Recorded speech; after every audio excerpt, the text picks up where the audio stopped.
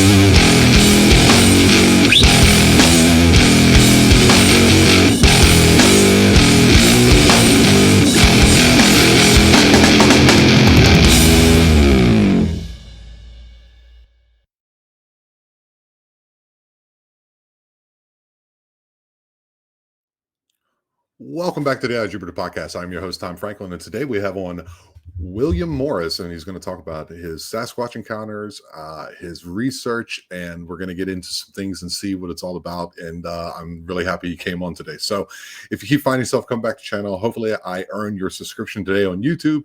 And if you listen to me on your MP3 side, then please, if you're on Spotify, leave me a rating. That helps me out immensely. You can also find me and all my social medias down in the description below, and you can also find all of William's links down below in the description.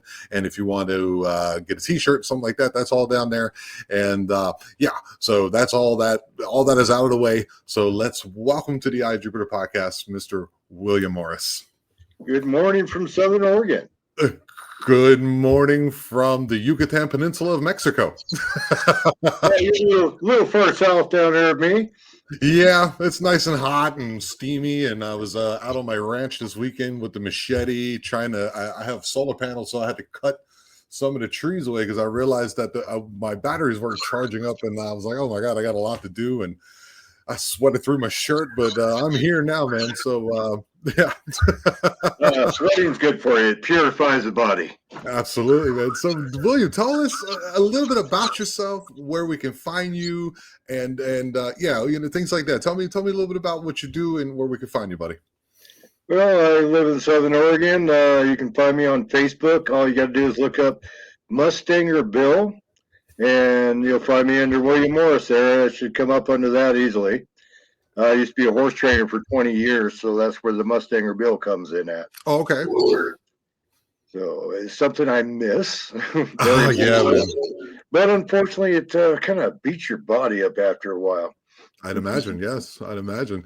So yeah, I mean, I've been, down here trying to, make a living. This is just a hobby that I enjoy, and if it happens to make money, then so be it. That's great. I really enjoy this. I hope it does turn into what I do full time. But I enjoy painting and windsurfing and stand up and making music, and I just don't have the time for that either, man. So I know what you mean. You sound a lot like me. I've got I'm also studio. You'll see one of my guitars sitting behind me here, and I'm also follically inclined like you, so we're all good. Hey, brothers. Yeah. Great beard is coming in on me, man. So we're like long lost brothers, man. So where does this whole thing start for you, dude? How did you were you always interested in it, or it just kind of like hit you in the face one day with an encounter? How did this start for you? Actually, growing up, I really didn't believe in things like this. Um, I had my first encounter when I was 16 years old. I'm 61 at the moment, so 45 years ago. Oh So wow! So when I was born, 1980, then because I'm 45. uh, yep, exactly. Actually started in October during hunting season here in Oregon. I lived on a ranch in Myrtle Creek. We call it Myrtle's Crack. Once you fall in, it's hard to get out of it. But I lived on a ranch called the S Diamond Ranch, and the owner gave me permission. That it's on a little over a half square mile is the ranch. It's was over 500 acres. Wow. And so allowed me to hunt on the property, and I hunted just behind our place. I was headed over the hill just behind my place, only probably maybe 400 yards away, I would say, as I crested the hill, come down this little roadway on the other side, and saw my first Sasquatch. Wow. Was kind of in denial of it because, it's not supposed to exist. It's supposed to be no such thing. Um, Growing up, I read books like Searching, or what is it? Search for Sasquatch by Peter Byrne. Hmm. Matter of fact, I have one of the original copies of it. Um, Also watching things growing up like In Search of Leonard Oh, Nimoy. yes. Well, that was probably my first introduction to the Patterson Gimlin film. Right. But still, I still took all that stuff with a grain of salt. Even after my first encounter, I actually kind of tucked it away because I really didn't believe what I saw. My mind kind of saw something different, like a giant rabbit. Seriously, I asked, Okay. uh, Okay. I asked Tim Gerhard one day. We were hanging out up in Vancouver, Oh, and great. Oh, Tim Gayhart from Ohio Bigfoot Researchers. yes, No, Ken, great man. Ken is a good friend. He's I call him my little brother. But Okay. I said, Ken, anybody ever report a giant rabbit? But actually, that memory got recalled later on, and I do remember when I just come over the hill. It was about 35 feet away, and I would have never noticed it, but it moved. Hunters, when we're out hunting, what we're looking for is movement. Right. Normally here, we're waiting for that ear twitch because Right. That and like horizontal lines. that's it. Yeah. And this thing was there crouched down, similar to where a rabbit sits, kind of almost on his haunches there. His arms were kind of down to his side, and had his head down, and was trying to become invisible, just so I wouldn't see him. But I saw him move just a little bit, and that's what drew my attention to him. And it was kind of a tricolor Sasquatch. It was more like built kind of like a basketball player, but a little beefier. It wasn't one of the big hulking ones, which will be my next ones. And but I remember I watched him for about 2 minutes. I'm sitting there packing a rifle. I never raised my rifle towards him or anything else because I didn't know what I was looking at. Right. And the one thing, me as being a hunter, unless I know what my target is, Yes. I Target don't. and beyond. That's it, and that's the whole thing is know your background, know what's behind it, know everything about it. And Absolutely. if it's not a kill shot, you don't take it. Yeah. And but when he exited the area, yeah, he was tricolor. He was black, brown, and kind of the orangutan type red, kind of patchy. That's why it kind of went into my mind because of the way he was sitting, and I used to own rabbits, and I had rabbits that actually had this same type of colors. Okay. So that was why my mind, because my mind is just like no, no such thing. No, that's a rabbit. Boy, that's the biggest rabbit I ever saw in my life. But this guy was probably, I would say, about 7.5 feet, in height. And when it exited the area, it took like a Superman dive. And the thing I Wow. remember was it had hands when it took the dive. But after it disappeared from my sight, which only took a second. I mean, when it bolted, it just took a total leap. Never heard another sound. Was just gone. Right. Never heard another thing. And this was late fall, and walking around the woods at that time, it's like walking on potato chips. Right. There isn't much that can escape without you hearing where it's going or anything else, but there was never another sound. It was just gone. Yeah, when it comes to like believing these things, like I've never had an encounter. Maybe one day, God will grace me with an encounter. It would be something I'd be interested in. I don't want to see a dog man, but a Bigfoot would be fine. But so the first thing I ever seen was the Patterson Gimlin film too. It was like on I don't know, one it just kind of showed up on a screen in some type of like preview for another show, and I was like, "What's that?" And then doing this podcast, I run across so many people who are so genuine, like yourself and others, who just say, this is what I seen. And then I watched M.K. Davis break down the film. And then it was just recently, like a month ago, I was still, I'm leaning towards, yes, it's real, but I'm always just, trying to be level headed about everything I do. And there was a particular motion when it looked back and you seen the right leg kind of step to the right a little bit and you seen the muscles jiggle in the leg. I was like, plus you see the hernia in the leg. There's also a hernia just above the knee. Okay. On the right leg. Yeah, when you see those muscles flex, you'll see a little bit of a hernia muscle where the muscle had been torn. That in the braid. I was just with MK about a week ago. No kidding. Oh, he's a great man. I love MK. Great guy. Yeah, we had a good time. Matter of fact, I had the opportunity, which I turned down because I had adulting things to do. Because I just spent the previous 2 weekends, one at Beachfoot, and we had also things going on at Beachfoot. Matter of fact, when I pulled into my camp at Beachfoot, I always take a look around. I'm very observant. I used to be a bodyguard at one point in time, so I pay attention to everything. I went up to go check in with Todd Neese and let him know I was there and what side I was taking. Walked back to my camp, and all of a sudden on one of the stumps there's a rock stack that wasn't there when I pulled in. And it also, my neighbor, she decided she was going to put, and the camp neighboring me, put a little thing up representing, using pine cones to represent her family, letter L to represent her name, and a few little other things. And so the next morning, nothing. She said, "Nah, I didn't get any answers."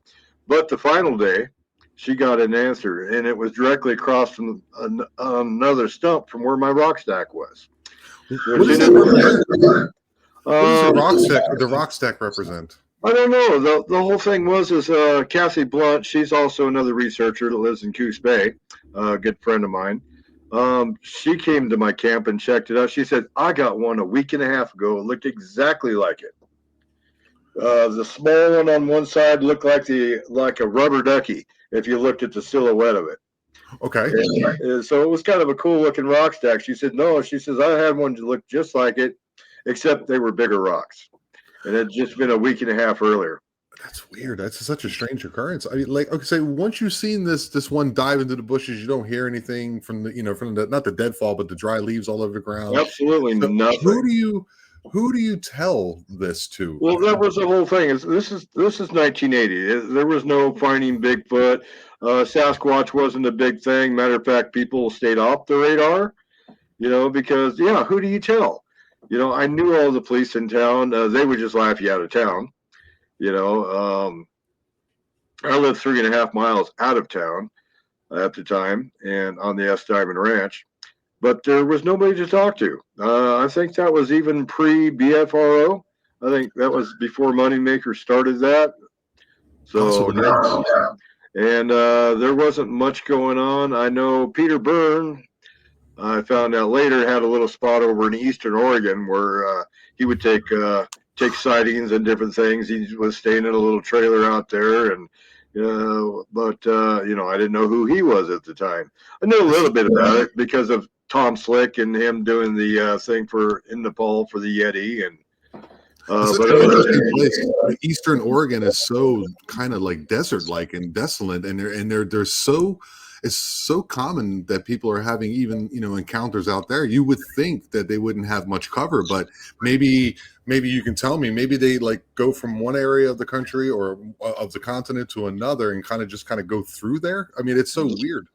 They can, I think, they got ways of traveling anywhere they want, and All right. quickly and instantly.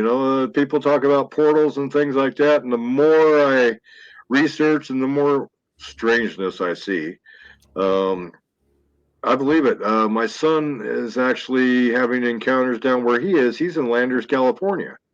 He's down. Matter of fact, he looks out his door, and there was a thing built way back when called I think it's called the Integratron or something along that line. A guy was building down there to communicate with aliens, supposedly, and he about Okay. had completed before he died. And the government actually came in and took all the equipment out of there that he had built.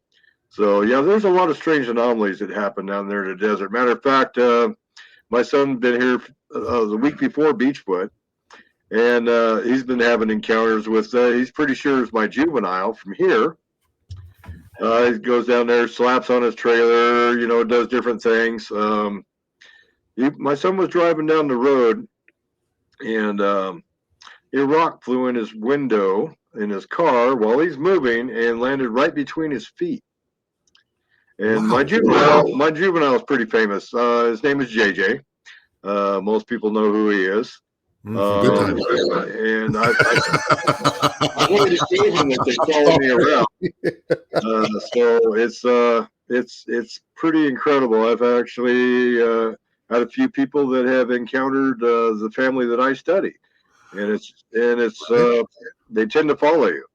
I don't know if it's to protect me or what it is, but I go to a lot of Sasquatch events, and they do, I think, feel honored by us doing that, having those events where That they is feel so weird. That is so cool, so interesting.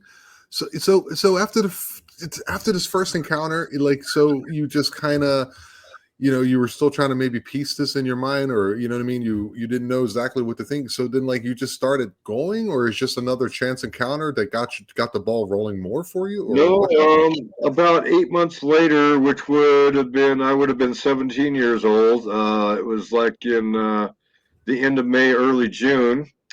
Um, I had my mom and I had gotten in a fight, so I walked to town, 3.5 miles. It's no big deal. You just do it all the time. Um, and visited with friends and everything. But on my way back home that night, it's probably about 11 o'clock. Um, I have to cross a creek twice, which is North Myrtle Creek, which is the road I lived on, which is North Myrtle, but it's 3.5 miles away. I was crossing over the first bridge right next to where I was visiting friends, and I could smell that skunk carrion wet dog smell. And I could hear Okay. something in the creek. It's that cavitation sound when you're walking against the water flow, and you hear that air coming behind your calves. And I could hear that. And I was like, well, that's kind of strange. Who in the hell's down there walking in the creek? So I didn't think much of it, and went on. I have to go up a block and a half or so, cut over, then come back, and I have to cross the creek again. And I heard the same sound, smelled the same smell. So there's a spot there. It's called, used to be called, they call it the Y. It's the transition between North Myrtle, South Myrtle, coming from town and headed out in the country either direction. And so I get about a mile out, and I not only hear it, but feel 4 footsteps. And I look to my right, and at the time the road's been redone a few times since then, and things have been filled in. But there was about a 3 foot drop off just off the side of the road, and I always walk to the inside of the road. But as soon as I heard that 4 step, I looked to the right, and we're staring eye to eye. So I put him about 9 feet tall, a little over 9 feet tall. And that Wow. lasted about 2 minutes, and all I can think of in my mind is, Pete, don't fail me now. Well, they failed me. I couldn't move. I was just absolutely, I understood the phrase a bolt of fear because it was just instant. And I didn't know what was going to happen. And we just kind of stared at each other for about 2 minutes. And this is where I understand that their eyes are not. It's not eye shine. It's self illumination. These because it's dark. It's after 11 at night. There's no light. Just enough that I could see his outline and see his eyes. And his eyes were actually glowing, and his were green, and which was really cool. So they have different, when you stated like specifically that they're green, so they have different colored eyes sometimes. Yeah, I've heard of blue eyes. Red eyes is very common to hear about. I know here on the McKenzie River, even Cliff Berkman and Bobo and them, when they were out there, they experienced the red eyes. So it's like I don't know if they can change their eye color. There's a lot of things they can change. That I don't know if they're putting illusions in your mind or what they do. But I've heard the green eye color many times. I was actually up at the NABC, which is North American Bigfoot Center in Boring, that's run by Cliff Berkman. Okay. And a guy had come in, older guy. He was probably in his 70s and decided he was going to give Cliff a report. And one of the first things he said, well, it had green eyes. I looked at Cliff because the first time I told Cliff, he kind of looked at me like a deer in the headlights. And I said, see, somebody else, green eyes, Right. And he said, what? I never doubted you. I said, no, you looked at me like a deer in the headlights when I told you that. I said, here's another report right here. Oh. So, but yeah, in the face-to-face, it lasted for about 2 minutes. And we just kind of stared at each other. And then it turned to walk away. It took 3 steps, and I never heard another sound. And off it went, and I went to town, started walking backwards, watching that spot, walking backwards, and I was just kind of jogging backwards, turned, and I probably ran the fastest mile of anybody could have ever run. You need to have the Olympic committee out there with their stopwatch. I was beating feet. And well, I was bodybuilding at the time, so I was a big dude, and this thing made me look. And I've said this before, made me look like Billy Barty. I don't know if you know who Billy Barty was. He's kind of before your time. I've heard the name, but Billy Barty was a dwarf. Okay. And, yeah, this thing made me look small. Wow. It's about 4 feet across the shoulders, 3 feet deep in the chest. And the funny thing is the family that I'm studying now, it's his family. So I'm still having contact after 45 years. Wow. And so it's been pretty cool. And actually, I called them out on my 5th sighting. So we're just now on sighting 2. Yes, sir. Yeah. I got back to the Y where the roads transition. There's a market there called the Super Y. And we had a family saying, if you got a payphone, didn't have dime. Yes, there were payphones back then. Yeah. You just pick it up, call home, and just click on the receiver. And there was only 2 phones in town, so my mom knew that, okay, there's an emergency. I need to go find them. So first place she hit is the Super Y because it's on the same road, and the other one's downtown. She picked me up, and I said, just drive. And she looked at me, and she says, and first thing she'll tell you is, Bill was white. Bill's not white. Because, olive complected skin. And she knew something was up. And when we got close to the spot, it was just past the 1 mile marker. And I was like, step on it. Then I started to tell her what happened. Okay. By then, I was starting to calm a little bit and get the hell out of her. I've never, even to this day, I've never walked that road again at night when I used to do it all the time. Just all the time. So what does that do to you? I mean, being a gentleman with you're saying you're about 6 foot tall, maybe a little over 6 foot tall. I'm 6'3", 6'4" myself. You're a bodybuilder, and you're seeing something down in a ditch 3 feet, so you're estimating 9 feet. Now, what does that do to your confidence as a man who is, that does what you do? Well, it was just, I was terrified. I really was. I didn't know what was going to happen or anything else, but, later on, God, not too long ago, actually, about 8 years ago, I finally realized that even with all the encounters that I've had, and they would all be considered face to face, and I've had 6 of them. This one I was close enough I could just reach out and touch him without fully extending my arms. Oh my God. That's how close we were. And the thing of it is I'd smelled that smell before earlier, but when we're face to face, there was no smell, nothing whatsoever. So I think it's something they can kind of turn on and off. Maybe it's something to let you know they're there. Who knows? I mean, me nowadays, all they do is they'll throw something across my path. They've never thrown anything at me. They always just throw something across in front of me to let me know that they're there. Now, And Bill, when you were saying that they can put things in your mind, what did you mean by that? I said, well, possibly that. Well, I know there is a mental connection with them. Okay. And matter of fact, on my 5th sighting, I went to challenge all that. Because Tom Cantrell. Yes, I know Tom. Tom's a good friend. And oh, really? That's cool, man. He's a great guy. Great guy. I had him on too. Yes. I am in Sasquatch Face to Face. I am chapter 26. Okay. Which I wrote, which is about this second sighting. When we were face to face. Matter of fact, a friend of mine had put out there that Tom was looking for face to face encounters.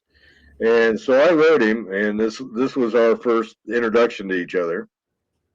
And I told him my story, and he says, "Well, first of all, before I even set the story, I told him, I said, well, are you still working on the book?" He says, "Well, I'm pretty much done. He's just in the final stages of, getting everything done." But he said, right. if your story was good enough, he says, "I'll bump somebody." Sounds like him. He didn't bump anybody, but I thought that was kind of funny. So I sent him mine, and he's like, "Oh, I definitely want this in there." So we chatted back and forth for a couple weeks, getting everything straightened out, making sure all the I's were dotted and the periods are in the right spots, and everything was done correctly. And because each of us wrote our own chapters, that are in that book. So I ended up Tom put me in there. But Tom had said in a podcast at one time that they become mentally connected to you, and so that's where my 5th sighting comes in. So let me run through my other ones here. Sure. I have 3 of them, including the face to face, but almost back to back, really close in a time period. And my mom was part of 2 of them, actually 3, because she picked me up the one night. And she knew I was absolutely terrified. The next one was about a week and a half later. I felt we were being watched. It was just going to bed. And so I look out my back window, and I saw the glowing eyes. They're about 30 feet away from my back window, up on because right behind our place where we were is a mobile home. The bank had been cut back in just to, make a pad and everything for this. And it was just up on the rise at the first tree, just sitting there squatting down, watching our place. I was terrified. Yeah, That's unnerving. I'm like, please don't eat me. I mean, it's like you could tear the side off the place and be in there in a half a second. I mean, it wouldn't have been a challenge, especially seeing the size of them. And it's like the biggest bodybuilder you ever saw, with muscles on top of muscles on top of muscles. My mother, which she just actually relayed this to me about a year or so ago, said that she was kind of paralyzed the entire night. He sat up there the entire night until just before sunup. And first thing I heard, what I did is I crawled and I closed the curtains, like that was going to protect me from anything. Right. Underneath the sheets. Yeah, stand in the bed in the fetal position and stay there all night, just saying, "Please don't eat us." I didn't sleep. My mother was all the way at the other end of the place, and she didn't sleep. Matter of fact, she couldn't move. She was basically paralyzed for the entire night until he left.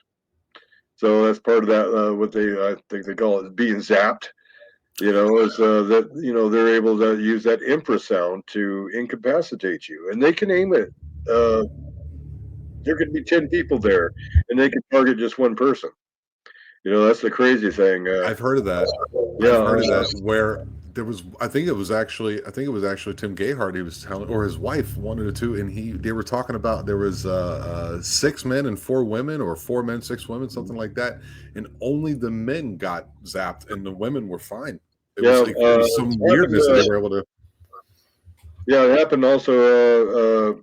Mel Scahan out of Yakima. He's Oh Yakima. yes, I've had him on too. I've spoken to Yeah, Mel as yeah. well. It happened to him while he was out there as well, where there was 3 of them out there and only 2 were affected, but he wasn't. And yeah, it's very strange. So and I think that's part of the mental connection is they are well, they're masters of nature, which means basically they've mastered quantum physics. That sounds like Ron Moorhead. That sounds like Ron Yeah, Moorhead. I Yes. know Ron. I was just with Ron recently, so and him and I have had extensive conversations on the subject, and I've always loved quantum physics. It's always fascinated me, especially since just before Einstein passed, Einstein stated that he says, "I know now as much about quantum physics as I have the first time I ever heard about it." In other words, he had Yeah. understood nothing more, because it's such a total state of chaos, and it's bringing order out of chaos is Right. what physics is. I mean, they're doing things like string theory, quantum entanglement, just all kinds of different things, and it's actually proving that we live in kind of a multiverse. Yeah. And I think the Sasquatch people actually have mastered a lot of these things, Yeah, especially like being able to naturally or travel, something. Like, being able to raise or lower their frequency or vibration for different things to happen. Um, I was just talking to he's Darby Orcutt from what is it? The North Carolina State University. He's gathering a team of young scientists that are the top of the top, and they're actually going to use the university. They want us to send them all kinds of samples, and it's so he can train his class, but he wants to do it on cryptids. wow, that is really cool, dude. And they also want him to teach a course, a master class on cryptozoology, and which Wow. is starting to hit the mainstream. Good. It really is, and the science is starting to step up. So I talked to Darby and told him, I said, one thing you want to add with he started naming off all the different sciences and everything. It's going to include DNA, everything. I mean, just about every science you can think of. But one thing that he didn't have in there was a geologist. And I told him the reason for this is a lot of these sightings and places that they frequent are places of high quartz Right. with underground water. And what that causes is energy waves and frequency to create energy, especially as water is flowing underneath quartz, especially if it gets into a cavity where it pulses. And that causes a lot of power to be exuded from the earth. So you're looking at places of ley lines or places that gold is found because gold runs in quartz. Okay. That So is super cool. You got to keep me updated on that. I would love to know about that. And when it comes out and there's a course, I'm definitely going to promote that yeah, because that's what I want. I mean, personally, I want people to understand this I really think, William, not to be brash and cut you off, from a little bit I've talked to you, 30 minutes here, that my feeling is the way you go about it is the way I think should be done about it. It's like, okay, just open your mind, open your heart, and accept what you're seeing. And it's kind of hard to quantify, but this is why what this University of North Carolina is doing is going to step up and start to do that. I find that to be utterly fascinating and amazing.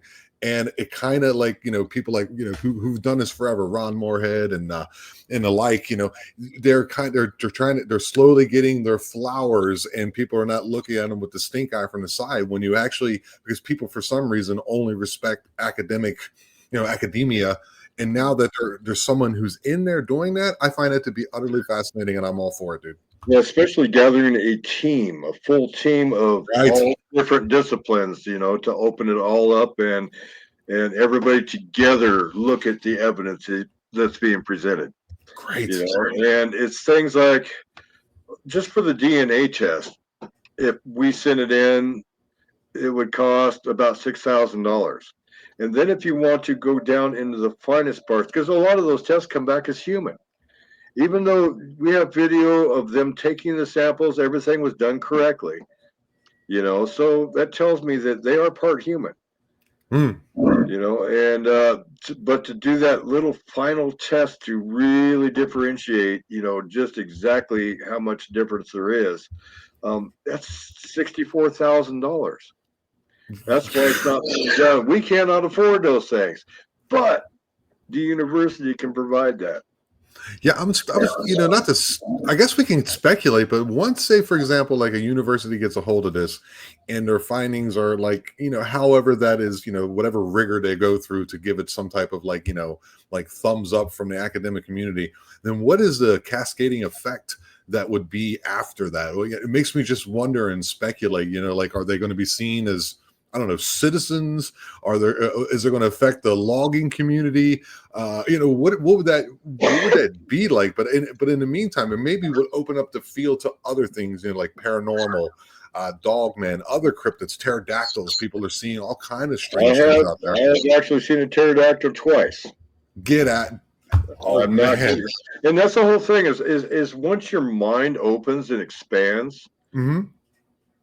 you start to see other things. I don't know if it's a frequency change you have in your mind or what happens, but different things start to happen and you can't go back. Once your mind's Fascinating. expanded, I'm sorry, it just keeps going. But actually, my ex, who believes in none of this, is the first one from right here in that dark deck walked in the door one day and said, I think I just saw a pterodactyl fly through our back area here. I'm like, okay. And this is somebody you would not expect this from. And I said, okay, describe it to me. And she described it. I went, that sounds like a pterodactyl. And then about 2 years later, I'm back outside. I smoke. I'm a smoker. But we don't smoke in the house. Okay. And I'm out there having a cigarette, and I look out and I look to my right, and I see this pterodactyl swoop through my yard. Oh, And could I you was describe that for me? Because this is new to me. I mean, I've heard of it, like, in a peripheral, and I'm going to have somebody on who's going to actually talk about it, who, seen them in Texas and kind of really, like, could you describe what you saw and a little bit about that? one thing I talked to King Gerhardt about it. Like I said, he's like my little brother, so we talk a lot about different things. There was actually one in it's in one of his books that a naval ship, 600 people saw a pterodactyl go over the top, and this one looked just like what they didn't describe it. It's just a typical pterodactyl with a long beak, kind of bat-like wings, kind of hands at the end, and but this one at the back of the head had kind of a reddish bulb. Everything else was just kind of a flat gray. But it had a kind of a bulbous red just back to about the last third of its skull. Okay. So and it kind of wrinkled around the base and stuff like an old ball band. uh, you know, is what it is. But yeah, the second time I saw it was about another year later, and all three times it was in the month of August, which was strange. Then I got to thinking about rifts in time, like a tear in the space-time continuum. Maybe I'm looking back into another time, so there's another possibility, or they're real and they still exist, because they are being seen all over the country. Another cryptid that I've seen is here in Oregon. They say black cougars do not exist, and Okay.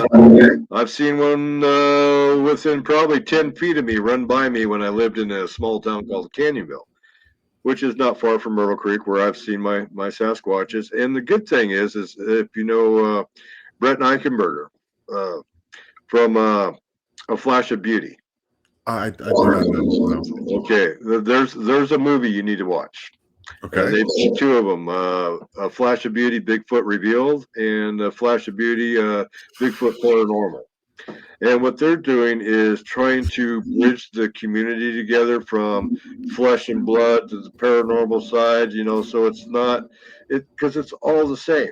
It really Yeah. is. I was flesh and blood, until my fifth sighting, and I started to see things that other people have described. Okay. Things that I couldn't explain.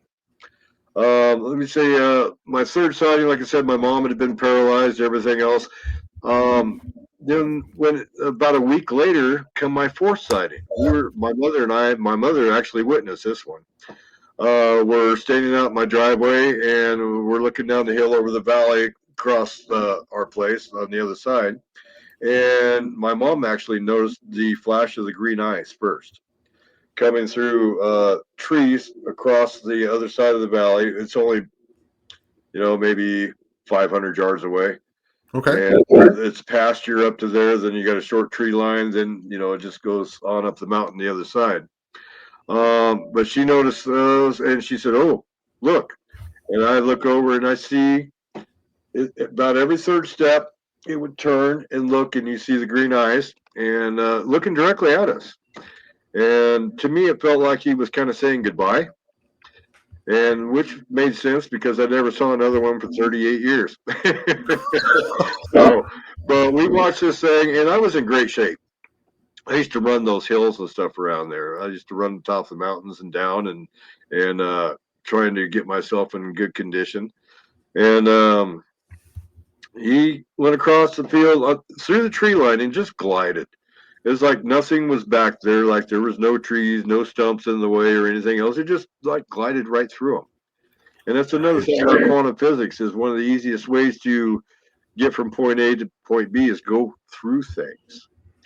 And it's like nothing's there. And that's part of the steady glide that they have. And they are so fast at times that it's almost incomprehensible when you see them move.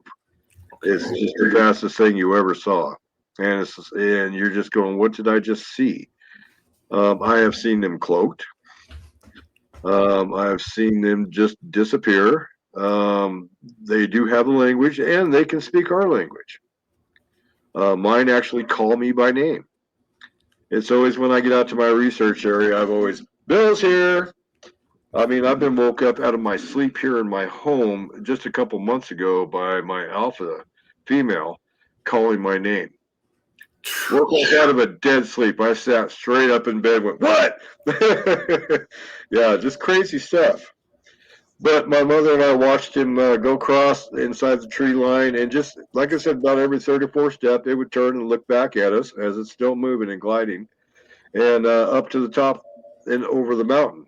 We watched him go walk all the way up and over the top, and that only took,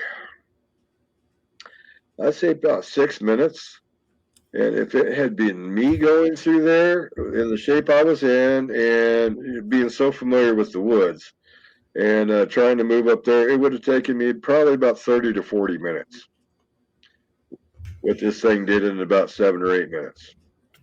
Which was absolutely incredible just to see it move, and then it did it so effortlessly. It was like there was nothing in its way whatsoever. And then people wonder why you can't see them on trail cams, or why they run by so fast, or sometimes they look like shadows, and sometimes they just like. So I understand your line of thinking when you're saying that these things are quantum or something else that we're having a hard time describing. It makes complete sense to me. Well, I've had my juvenile on my porch twice, cloaked. Okay. That predator thing where you see that shimmering. It's like a little mirror shimmer. Yeah. I saw that and I'm like thinking, going, what did I just see? And I looked out there and I went, because like I said, his name is JJ, and I said, JJ, I can see you. And I think they have to go through these different stages and tests as they're growing up to pass these different things to, kind of like their next continuation. Yeah, like a rite of passage or something. Yeah. A rite of passage, exactly. That's exactly the term. And what was funny is probably about 5 days later, I saw him again on my porch with the same thing, cloaked, and saw that shimmer. And I went, I can still see you. Within a few days of that, I go to work. Hang on a sec. Let me grab something. Sure. I'm sorry if there's any distortions in the thing. Do you have any earphones to put on, Bill? Yeah, if you're having troubles or an echo. Yeah, I'm hearing a lot of fuzzy echoes. I'm going to be doing quite a bit of editing on this one. No big deal, man. I am prepared. All righty. Yeah. Let me see now. I'm always prepared. Let me see. Oh, that's way better. Okay. All right. I'll have fun in the future. No worries. I work in a very large store. I'm a teamster. I handle freight. So okay. I work a graveyard shift. As you know, I work graveyard. And I'm rotating stock, which is a common thing. You can hide nothing from the Sasquatch people. I can tell you that right now. You can't deceive them, and if you try, attempt it, you're probably never going to have another contact with them as long as you live. Biggest thing with them is respect. Right. But I'm pulling out stuff, and you take everything off the shelf. You're bringing everything from the back side, and on the back shelf, I find this quartz stone. Who would put a quartz stone back behind my area and know that they could be there? It could be there without anybody else knowing what it is. And I knew instantly when I found it that it was likely my juvenile Sasquatch, pretty much telling me, "Hey, I can come in your store, I can put something here and leave without ever being seen." That's amazing. It was just instant that I knew, that's exactly where it came from. They give me stones and feathers and things like that all the time. So they can. So what you're trying to say is that they can read your intentions. They can read your mind like an open book. So even more in depth than what I'm trying to describe. That's yeah, I think they can. I have a connection with them where they've done a lot of work on me. Do you mean like physically? It's more mental, teaching me different things. One of their biggest lessons was teaching me patience. And if I'm not patient, they kind of let me know one way or another. When I start thinking in a negative way, they kind of interrupt that and remind me that when you mean negatively, are you saying that this is in your house or that you're somewhere? This is wherever I am. It makes no difference. That's incredible. It's kind of a constant connection. It's very strange for me to be even talking about things like that because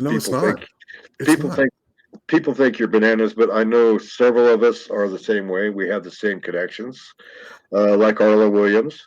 If you know who Arla Colette Williams is. Tom Cantrell also. He has a mental connection with him. And matter of fact, the reason I even thought about any of this, let me jump to my fifth sighting. Sure. My fifth sighting was actually to prove Tom Cantrell wrong and what it was all about. This was after I was in his book, and a lot of the community has kind of shunned him because of the woo factor, as everybody calls it. But I set out to prove Tom wrong. I was listening to a podcast Tom was doing, and he says they form a mental connection with you, and sometimes it lasts a lifetime. I'm like, okay, well, I'm going to see what I can do to disprove this. And also I had heard, and part of my thing was I still had that trauma. But a couple months earlier, I was listening to somebody in a podcast that says, you know what? And this is something I perseverated on for weeks and weeks, was they said, they never tried to hurt me. And I thought back to all the time, the 4 sightings I'd had previous and went, you know what? What am I afraid of? I've faced every fear I ever had. I used to be afraid of heights. So what do? I get a job at an apple orchard and trimming trees and stuff. I'm on one of those rickety 3-legged ladders that they used to because it has to have that third leg so you can move it in and out between branches and stuff. You can't use Okay. a conventional ladder. It needs that third leg so you can weave it in between It's like things. a kind of like a tripod or something. It's exactly a tripod, Okay. and not the most stable feeling things in the world. But I got Oh yeah. myself over fear heights. Any fears that I had, because I always understood that I'm an avid reader. I've been reading college level since I was probably 8 years old, and university level. I used to read hundreds of books, and as a matter of fact, I've probably read tens of thousands of books. Just because I have a thirst for information and knowledge, and it changes your outlook on things too. Tell you, especially the world. It's very But cool. but I'd heard that they said that, well, they never tried to hurt me, and I thought about that and thought about it and thought about it. That's what perseveration is. In case a lot of folks don't know the word. Yeah, Uh, they're not the only one. okay, it's about rethinking something and Okay. constantly going over it, going over it, going over it, going over it, and in your mind. And sometimes physically going over it, speaking out about it. I was a caregiver and worked as a medical aide for 14 years. So I learned to write, I had to write reports daily, sometimes 8, 10, 12 different reports. They went to the federal government, they went to the state government, they went to the company, and they go into the permanent medical records of my patients. So I had to learn to write objectively, and everything was objective rather than me. And the difference between objectivity and And subjectivity, subjectivity. most people don't understand that, what the difference is. You can say it all day to them. They're like, huh? Deer in the headlights kind of thing. Writing objectively is like saying they had a temperature of 104 degrees. Um, they were having cold sweats. They were cold to the touch, but sweaty. Different things. That means what you're doing is you're just putting the facts. Right. You are writing the facts as they are. You can physically measure them. Now, subjectively, you would be going, well, I think he's got a fever and maybe has a cold. Well, right there, you just blew it. You're actually describing something without being authorized to, which is saying he's got a cold. Well, that would be for a doctor to deal with, and not Right. you. That would be subject, because you're subjecting your own opinion Right. into what you're writing. So, and if I wrote those incorrectly, which I think I maybe did one in the entire 14 years that I had to rewrite because I did one little thing that was subjective, and have to rewrite it because this is going into federal and state records and medical records. It has to be done correctly. And that's the whole thing. And the whole way I look at things and the way I write. That's why King Gerhard and I are good friends together, because he writes very objectively, not subjectively. He just puts the facts, he puts what he's been told and the way things are, without adding any personal thing to it. Right. So that's the difference between objective and subjective. The way I've always understood those two concepts is like subjectively is the way you see it, and objectively is the way everyone sees it. Well, it's basically stating your own opinion. Right. You know, Right. and that's all it is. That's the only difference is you're not allowed to use your own opinions. All they want are the facts. Period. Nothing more, nothing less. So, but I perseverated on that. They never tried to hurt me. So what I did, and being what Tom said about them being mentally connected to you, I spent an entire week thinking of the 4 sightings that I had, but the last 3 were the same alpha male. And it was like rehashing those in my mind, telling them, I want to meet you. I want to see you. I have no fear now, and I want to meet you. And I would also visualize the place I wanted to meet them, which is a place that I've been going to for over 40 years. I hunt there. Everything is there's very little traffic out there. It's actually pretty close to the wilderness area. It's between a couple rivers, high quartz, area, a lot of gold mines in the area. Right. At that time, I didn't correlate any of that with it, though. But I every waking moment I had was, I want to meet you there. So time comes. I decided, hey, Kip. I don't know if you know who Kip Morrill is. No, I do not. He's another Sasquatch researcher. Matter of fact, he's had one of the few people that has thermal evidence of the Okay, I Sasquatch. would love to get in touch with Yeah. anybody you think that I would be interested in talking with. I would love to do all of them, honestly. Right now, I he's out in really the middle. enjoy this. He's out in the middle of the Willamette Forest camping out. Okay, he's a well, re- whenever he gets back. he's a retired firefighter. So once he retired, he bought an RV and off they go. And I don't Later. think they've landed anywhere since. They're everywhere. that's Him and his the wife. dream, man. That's Oh, the I dream, love buddy. it. Yeah, that is the dream. That would be me. But he was over at the coast. I don't know if you ever heard of Squatch America, which is No, I have not. No. Scott Villette and his wife. They're actually in Texas right now. Their mother lives just up the road from me in Grants Pass, and but they were over the coast with Kip, and I wanted to go over and meet Kip because I hadn't met him yet. And so I wrote Kip, says, yeah, I'm going to come over there instead of going, up to go do this little challenge I had made for myself. Okay.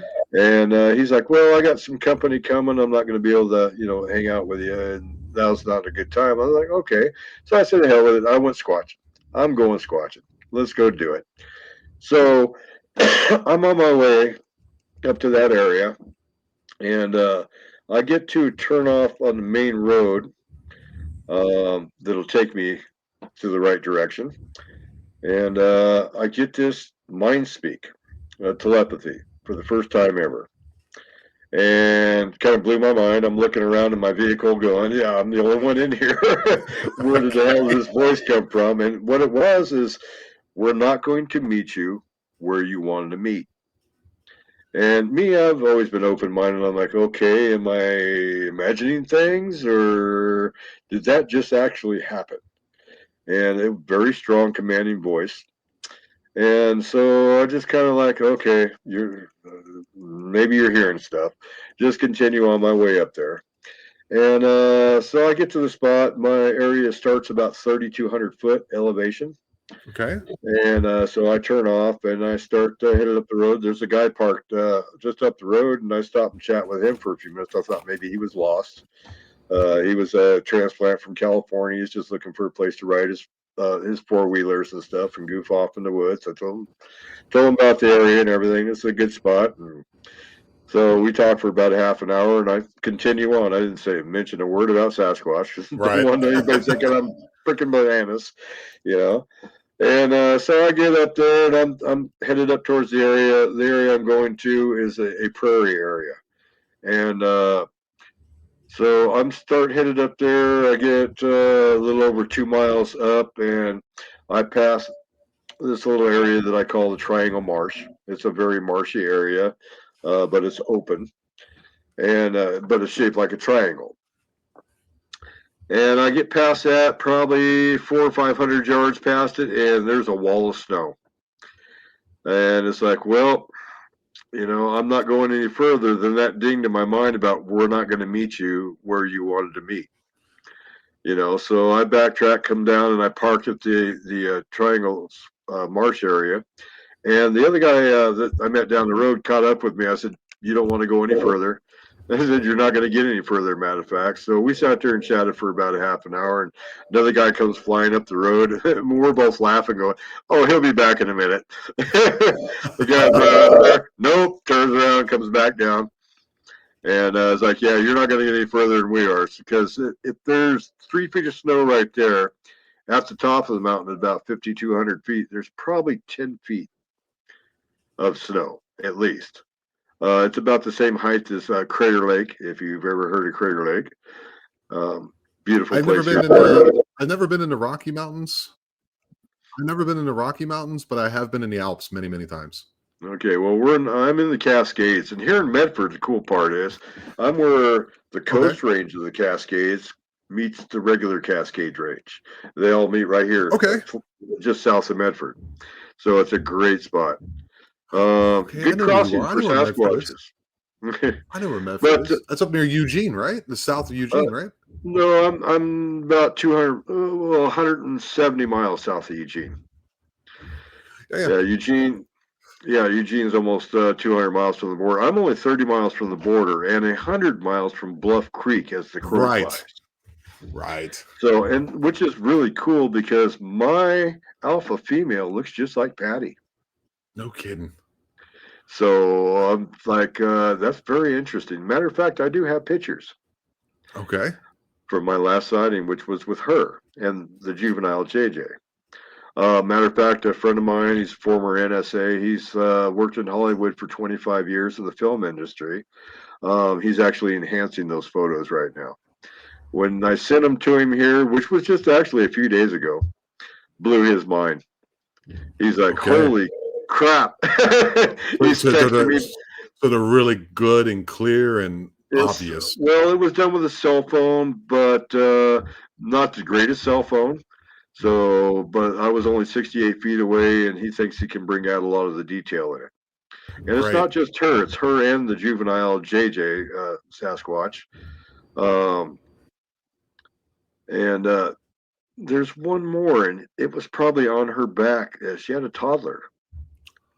And so I figure, that's not going to, I don't think that'll show up in the picture. Matter of fact, I didn't see it physically while I was standing there.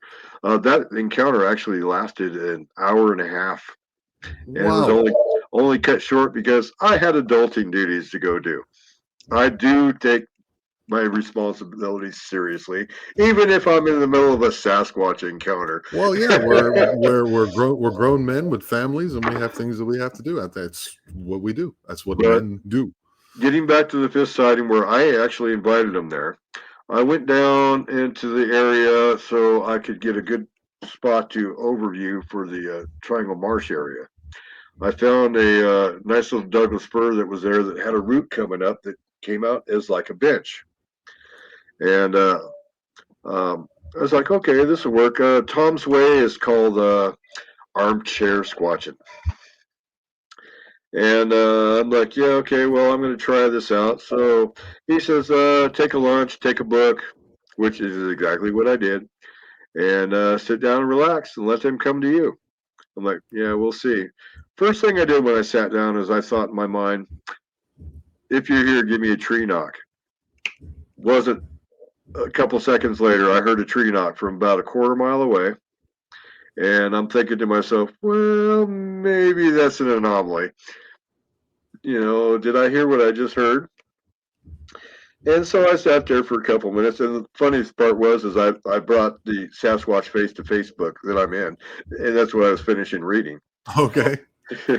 So I'm sitting there, and I'm just kind of relaxing. Then I hear from the same direction, but really close, a whistle, and it came from which is just southwest, and then from the west I heard another whistle.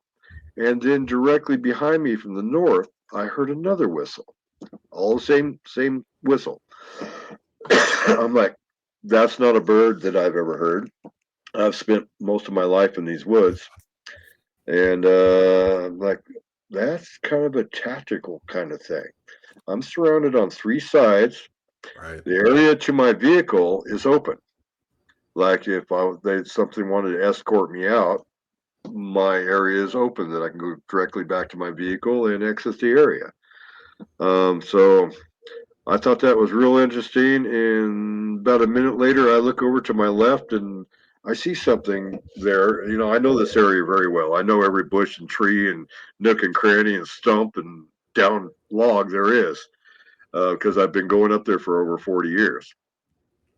And I look over, and what should have been a clear area, I see this silvery looking, kind of look like a bush. So I did kind of the cartoon thing, rubbed my eyes, looked at it again, rubbed my eyes again, make sure, okay, am I focused right? And look over again, and it's like, oh, you're here. He's there, kind of sitting on his heels, knuckles to the ground in front of him with its head down. So just look like a bush. And one of my questions that I was thinking on my way up, because they have strange ways of answering your question. They will Right. I've heard of this. they will physically show you rather than tell you.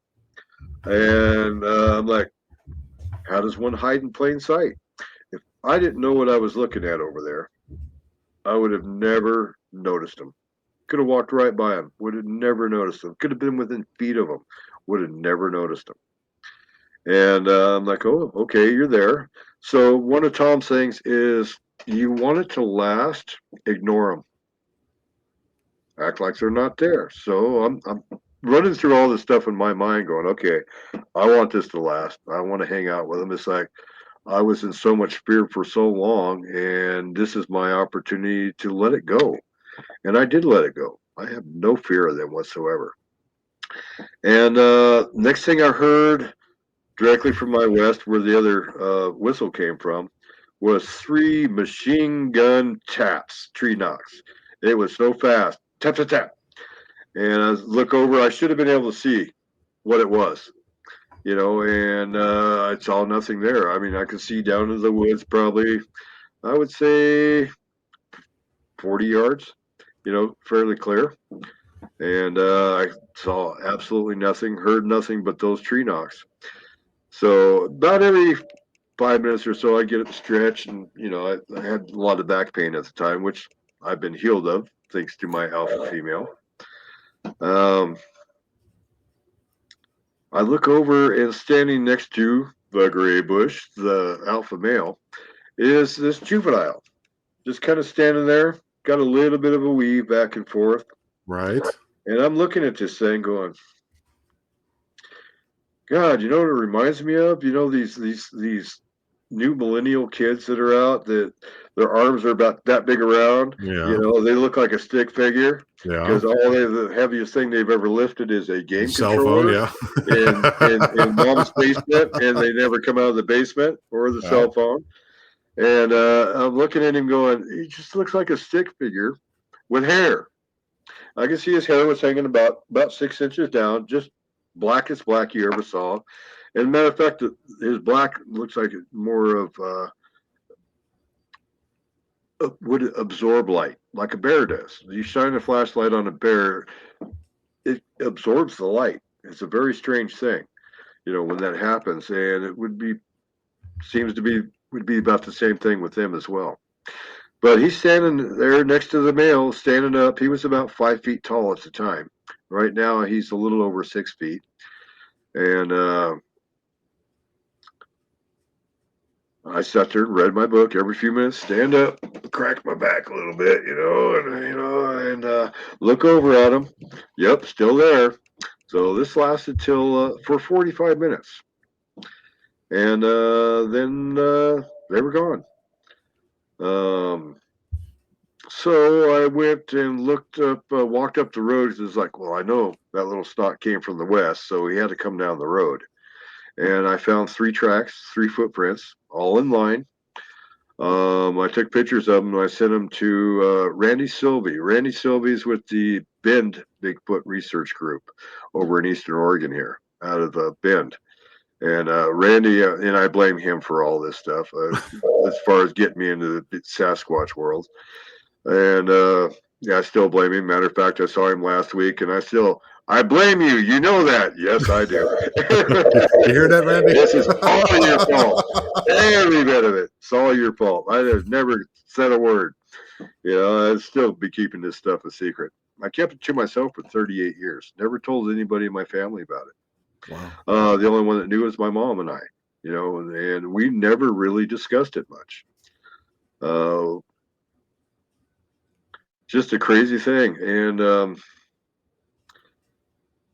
the first person that I ever told my story outside of my family was Cliff Barrickman and James Fay and I had been chatting back and forth on the internet a couple months previous to Cliff had a thing going on over in Eastern Oregon in Bend called Bigfoot and Brews. It's put on by a great lady named Cindy Rose Cadell. She actually is an archaeologist for the Forest Service. but he set that up. There was Cliff was there. Um, Mark Marcel was there. If you know Mark Marcel, Ape Canyon. Mark's probably the foremost expert on Ape Canyon. He's done the most investigation of anybody as far as gathering information and anything to do with Ape Canyon. Shelley Covington, Montana was there. Shane Corson was Okay. there. And just to name a few, and Ken Gerhardt was there. That was Ken and I's first meeting, and we just bonded instantly.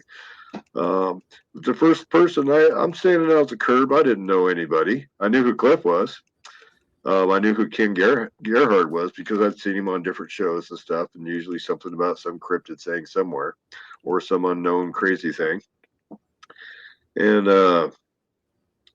Mark and I are standing at the curb. I'm having a cigarette, and so I told him about my second encounter, the face-to-face. First person I'd ever told, outside of my, discussing, talking with my family. And it was the most liberating thing. Right. I had kept it so deep inside for 38 years, but I remember every single detail. Yeah. It's like everything happened in slow motion, and I have not forgot a thing. It's etched in my memory so deep. This is mind blowing for something to be that vivid still after all this time. Right. Because it was traumatizing. I mean, it just absolutely terrified me. So I told Mark my story, and I didn't know who Mark was. I didn't know he was part of the whole thing until I did an Ape Canyon presentation. I'm like, oh, that's cool. So this guy's part of all this. Okay, well, that's cool. And then Cliff come walking in, and my ex and I, she wasn't my ex at the time, but Cliff looks over and says, "Hey, Bill." My ex about fell out of her chair. He knows your name. I said, "Yeah." So I said, "We've been talking for months." I said about back and forth on these things and stuff, and that's how I actually knew all this was going on over there. So it was time to get over there, and it was time to get this off my chest. Right. And I did. Talked to King Gerhardt about it. Said Mark Marcel, Cliff. And that's the day when I told Cliff he had, the eyes of my Sasquatch were green, and then he looked at me like a deer in the headlights. Right. So I've gave him crap for that ever since. Matter of fact, you go up to Cliff and say, "Yeah, Bill Morris says hi." He'll be like, "Who?" No, he doesn't correlate. He doesn't correlate the name Bill and William together. You say William Morris, and oh yeah, I know William. Oh, yeah. Oh. But you say Bill, oh, who's that? A friend of mine was up there a few weeks ago, and he showed him a picture. This guy, oh, William. He started to laugh, and I said, "Yeah, I don't know what it is." I said, "But you used to call me Bill, and he has no clue. But you say William, he knows exactly who the hell you're talking about." Right. So, we're kind of running a little low on time, though. I was just wondering. I mean, honestly, William, I could talk to you for hours. I could talk for hours. You're this subject. Yeah, don't worry, man. You shed a lot of you shared a lot of information that made me feel different about this whole situation as well, and I really appreciate you doing that. And I would like to offer an open invitation for you to come back on whenever the time is permitting. Absolutely. And one thing I'd like people to know is about this university study. Yes, let's go ahead and go through that one more time. This right now is going to be pinnacle in leaps and bounds in our research, and it's not going to cost us anything. The university is going to pay for it. What's the name of the study? Okay, this is just a DNA study. Let me read this card to you. Sure. It says, do you have potentially interesting biological sample? Fill out this form. It's https csc-rc.cvm.ncsu, North Carolina Southern University .edu/surveys / ? And there's a bunch of stuff with it. Actually, I'm going to put this up here. Right there is a QR code people can code on and click on that thing. Let me steady my hand here. Okay. and you can click on that, and that'll give you the information for the university. You can do me a favor. If you could do me a favor, William, you can send that to me. Send that to me like in a picture form, and then I can put that up at the end of the show. That way I can like freeze frame it for about 10 seconds. Right and then now, people can click on it. Yeah. The cloud has captured my photo program, so I cannot even load a picture into my computer. Okay. Well, I'll do my best to freeze frame that, expand it, and then I'll check it on my there phone to see if it works. That'll probably work. If not, text me and just send me a PM with your number, and I'll just take a picture of it and then text it to you. That'd be fine. Okay, but he's gathered a team of scientists of every different possibility. What's his name again now, Bill? What's his name? Darby, D-A-R-B-Y, Orcutt, O-R-C-U-T-T. And it's North Carolina State University.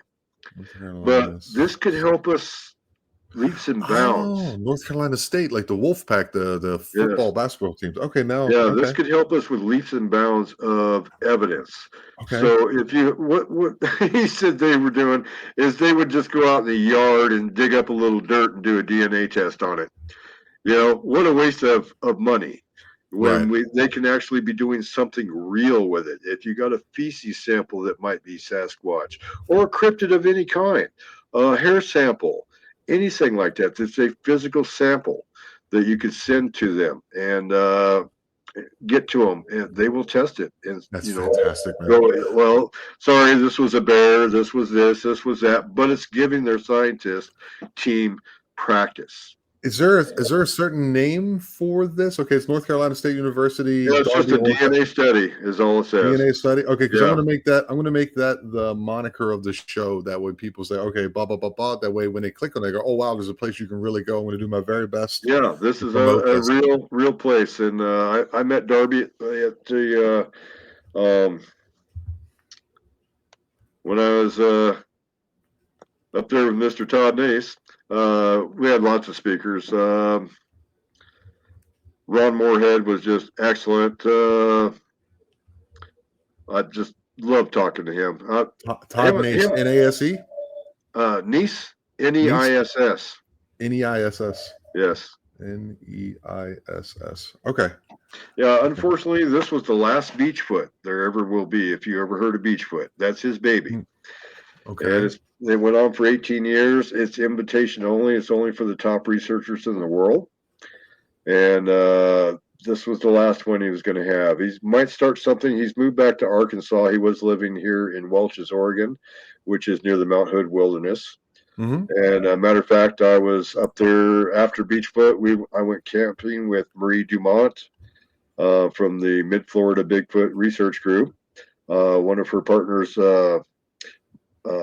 Bob, and two of the Red Dirt Cryptid crew in the wilderness of Mount Hood. And I actually had a Sasquatch at my tent for 30 minutes. Cool. Our last night there, which was cool. He was tapping on my cast iron pan. I think he wanted me to get up and feed him. Seriously. It was crazy. So there was a lot more. Trust me, there's a lot more we can talk about. Yeah, absolutely. Absolutely. I normally do these for about an hour. Hour will be about an hour and 20 minutes in, but I would definitely contact you again, and I'm going to make sure that I'm going to look it up myself, go on the internet and find. I'm sure you could find something about this, right? If you want, absolutely. There should be something on there. Okay. If anything, you could just go to the university page to Darby. Yeah, look up Darby Orcutt. Okay, and I can contact him. Okay. Yeah. Okay, that'd be great. Ask him about the study and get a little information on it, and tell him you heard this was going on and you'd like to get it out there. Yeah. Matter of fact, he's going to interview me, especially about the geological part. Oh, perfect. And you know what my feelings are and why. That I'm asking him to add a geologist to the team. Yeah. Okay. But if anybody wants to contact me, they can contact me, like I said, on Facebook under Mustanger Bill. Mustanger Bill. Yep. And that's derived from my, I used to specialize in training wild Mustangs, which are the easiest horses in the world to train because nobody screwed them up yet. We'll get there. So, Bill, I appreciate so much you coming on and talking with me today. I'll have people. I'll put up your Facebook if they want to reach out to you, and I'm gonna see if I can find Mr. Orcutt, and I'm gonna promote this as that. It's going to be my thumbnail. It's going to be the whole deal. That way we can get some legitimacy. Not that we don't have it, we already do have it, but we're going to make it where it has some type of stamp. We're going to have from the scientific, academia. total academia and science backed by science. Yeah. Like I said, it's an entire team of scientists that he's gathering together, and this is what he does: is gather the right people together to get information. So this is actually his forte. So he's getting this team together. He's also going to been asked to teach a master class of cryptozoology to scientists. So it's going to be one heck of a project, and it's going to be wild. Wow! So I'm looking forward to it. I'm looking forward to seeing. Wait. Yeah, I can't wait. And I'm forward to seeing what kind of springs off of it, what kind of tangents come off of it, and all that. And I'm like, yeah, this is cool that I just to get the information in my ear just for me is I don't know, man. It's so cool, and hopefully, like regular people on the street will go, oh yeah, Bigfoot. Yeah, it's kind of like it'd be like the duck-billed platypus of the future, but not also. You know what I mean? So it's got a lot of little things. That are personally, I'm not interested because in proving anything because of the economical impact it'll have. Like you said, the mining, logging industry, recreation, everything's going to be impacted by it. Yeah. So yeah, we'll see what happens. We'll see what happens. But I think it's the right step forward, and I really appreciate that you just disseminated that information to me so that I can go ahead and take it and do a little bit of grab that I have on the internet to make it move forward a little bit. I appreciate that, and I'm sure Darby will very much appreciate it, and the whole Sasquatch community actually. I appreciate it, man. It's going to benefit us all. Absolutely. So thank you, Bill, so much for coming on the show. And and remember, guys, we are the eye. Yeah, we will. We are the eye. We are aware. Love you all. You have been watching the Eye of Jupiter podcast. Don't forget to like and subscribe to the channel and hit that bell notification so you don't miss any of your favorite interviews. And remember, we are the eye and we are aware.